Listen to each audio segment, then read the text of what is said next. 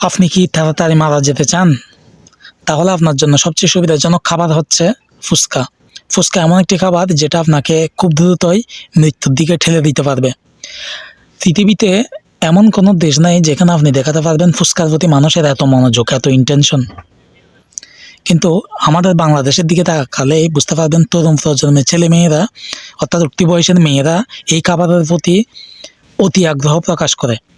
আপনারা সবাই চেনেন কন্টেন্ট ক্রিয়েটর কারিনা কাইসার, ওকে সবাই চেনেন কম বেশি। ওর লিভারটা বিকল হয়ে গেছে এবং ইতিমধ্যে তাকে বিদেশে চিকিৎসার জন্য, উন্নত চিকিৎসার জন্য তাকে নিয়ে যাওয়ার প্ল্যানিং চলতেছে। তার শরীরের মধ্যে যে লিভারটা সেটা পুরোটাই অকেজ হয়ে গেছে। তার পিছনে একটাই কারণ, তার হেপাটাইটিস এ এবং হেপাটাইটিস ই দ্বারা সে রোগাক্রান্ত হয় এবং তার শরীর আস্তে আস্তে ড্যামেজ হতে থাকে। দেখেন আমাদের দৈনিক ইত্তেফাক পত্রিকার একটা কলাম এখানে আমি শো অফ করছি।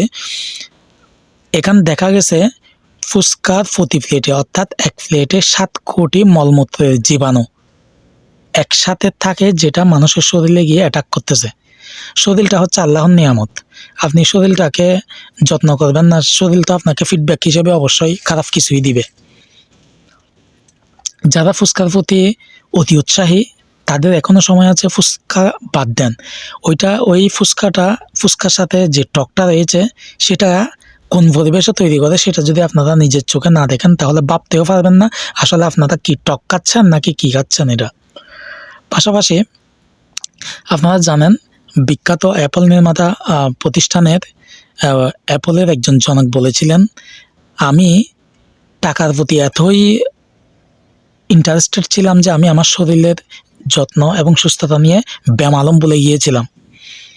সো যারা শুধু টাকার পিছনে ঘুরতেছেন বা টাকা নিয়েই সবসময় চিন্তামগ্ন অবস্থায় আছেন, তাদের উদ্দেশ্যে বলতে চাই, আপনারা যদি নিজের শরীরকে ঠিক না রাখেন তাহলে এই টাকা আপনার জীবনে কোনো কাজে আসবে না।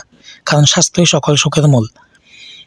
স্বাস্থ্য সতর্কতা যদি না থাকে, আপনি আপনার ফ্যামিলিকেও অ্যাডভাইস করতে পারবেন না যে কোন খাবারটা খেলে আপনার শরীর সুস্থ থাকবে, আবার কোনটা না খেলে আপনার শরীর আসলেই খারাপ হয়ে যাবে। তো শরীর ভালো রাখার জন্য অবশ্যই স্বাস্থ্য সুরক্ষা মেনে চলবেন, ভালো খাবার খাবেন। কারণ আমাদের ভুক্ত অধিকারের যিনি জব্বার স্যার, ওনাকে সবাই চেনেন। উনি বারবারই বলে গেছেন যে খাবার তালিকায় যদি পুষ্টি সমৃদ্ধ খাবার না থাকে তাহলে আপনার শরীর খুব দ্রুতই ক্লান্ত হয়ে পড়বে এবং শরীর